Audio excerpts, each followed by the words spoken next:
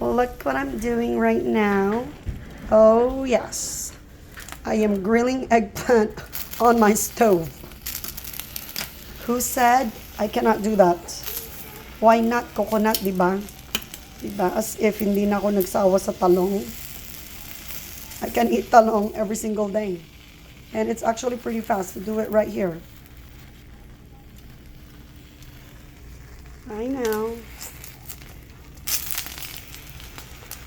Look at that. Who said I cannot grill eggplants on a stove? Yes, I can. Kumakain ako everyday ng talong, pero nag-crave na naman ako ng talong salad. Ano ba yan? Hindi na nagsawa. Habang meron pa.